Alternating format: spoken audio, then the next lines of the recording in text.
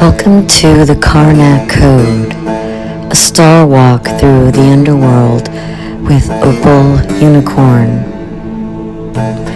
Here in the temple of Karnak in Luxor, the ancients carved their wisdom into stone, shadow, and light. This is not a tour, it's an initiation. Each pylon is a gate, each courtyard a realm, each shadow a truth waiting to be reclaimed. In this temple, we walk the 7 gates and retrieve the 7 keys of your rebirth.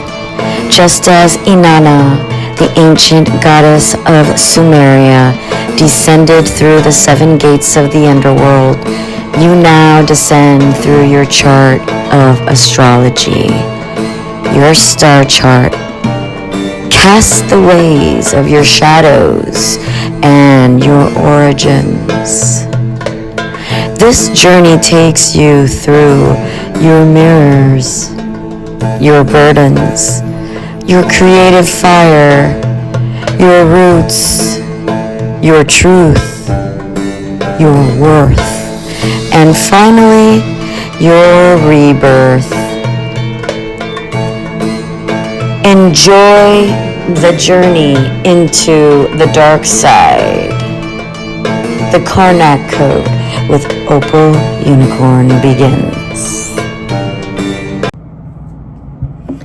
Welcome to my channel. This is Opal Unicorn, and now that we have completed the Karnak Code, Opal Unicorn's descent into the underworld, I want to talk a little bit and debrief with you guys now that you've gone through each gate and have collected each key in the underworld to unlock the secrets of your shadow self. Let's talk a little bit now together about the underworld and walking through it and what it means. Why were the ancients so obsessed with this, and how is it such an integral part of our society and the secrets of wisdom? Well, walking the underworld is not a metaphor. It is an energetic and psychological initiation where you travel into the parts of the self that you've avoided, you've disowned, you've numbed, you've denied, you've forgotten, you've inherited, you've been shaped by. It is the same path walked by Inanna through the 7 gates, which we've used as our metaphor, Osiris through the darkness, Isis in her search, Horus in resurrections, Jesus in the tomb, Persephone each year, shamans during soul retrieval, mystics in all cultures. In the astrological map, the underworld is the 7th houses below the horizon, the part of your chart that lives in shadow, history, subconscious memory, and the emotional resonance. Walking in the underworld means going down before going up, removing before receiving, facing before freeing, dying to the old before birthing the new. It is the descent of the soul so the spirit can rise. How walking the underworld feels is different for everybody.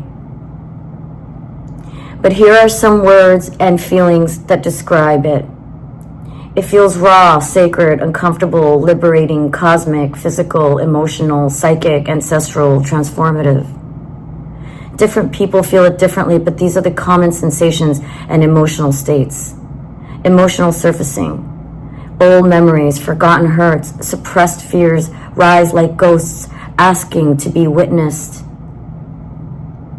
Disorientation. You feel unanchored because the identity you built is unraveling. Liberation, sudden breakthroughs, a sense of, oh my God, I see this now.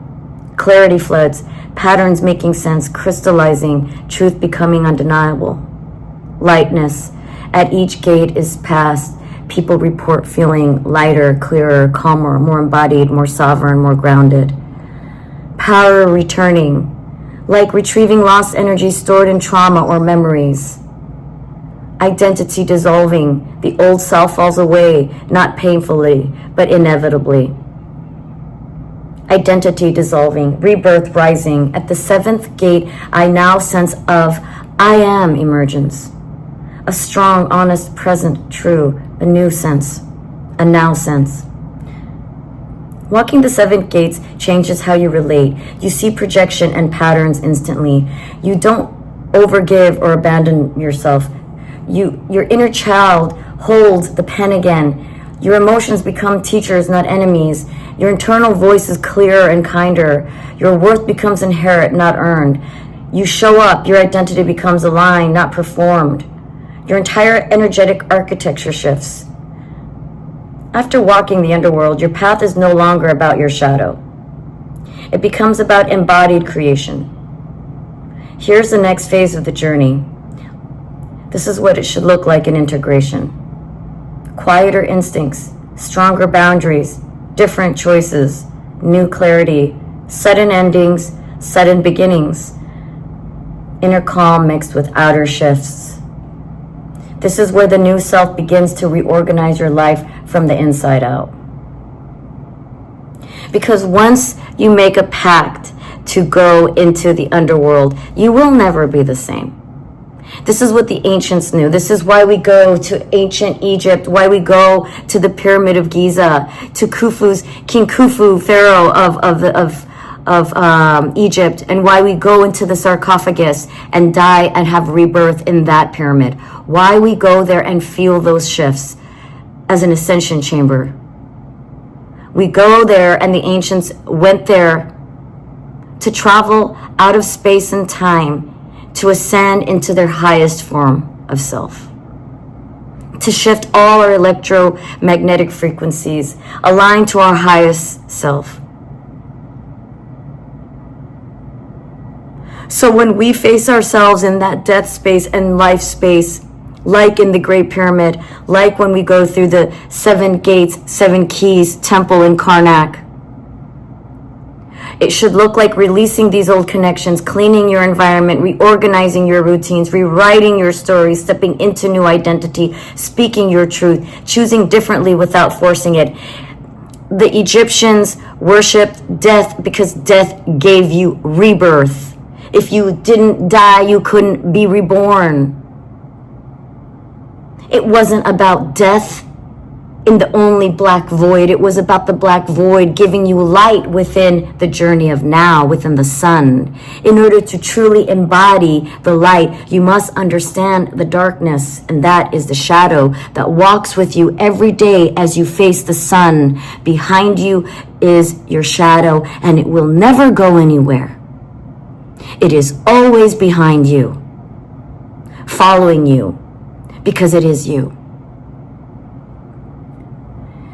So what it looks like, okay, emergence, what it looks like, okay, when you get out of the chrysalis, out of the cocoon, when you're in the womb, and then you're birthed out of the womb, out of the cocoon, into the sunlight, into the masculine yang energy from the yin. It's new relationships that match your healed self, your new opportunities, new creative expansion that comes from the cultivating of the womb within, from the seeds that were planted in the darkness, in the fertile space. New income or money flows, new expressions of purpose, new sense of destiny. This is where the rebirth becomes visible to the world. Master Creator. What it looks like, living from your authentic self, manifesting, aligning partnerships, embodied worth and truth, grounded by joy, higher consciousness, service from overflow, radiance as your default state. This is the life you built after the underworld. And as we go through life, we always have to live and die and shed our skins like the snake, who also must always, as our kundalini, through our spine, shed the old skin in order to receive the new energy, the sacred snake, the pharaoh, on the crown of the king and queen. The kundalini is our chi, our energy flow. The snake sheds and reborn. So some things that you can do to keep on your journey after these things start flowing out of your life, once you set the intention for rebirth, be careful what you wish for, because these things will initiate these death life changes in you. So get your 7 keys journal out, start journaling, start writing these shifts, these changes, these call to actions that come to you. How do you see yourself getting powerful? How do you see that things that you were afraid of, you now know you have a solution to conquer them? Write the solutions as they come. The keys were there to help you solve the solutions in your life. So live your truth and use your keys. Create from your healing space. Love from your sovereignty. Choose from your worth. Speak from your clarity. Express from your radiance. You are no longer who you were. You are who you came here to be. Thank you so much for watching. This is Opal Unicorn. Please like and subscribe. Check out opalunicorn.com, and please let me know in the comments what you think and what you would like to see more of. Have a great day. Thank you for watching the Karnak Code with your host, Opal Unicorn.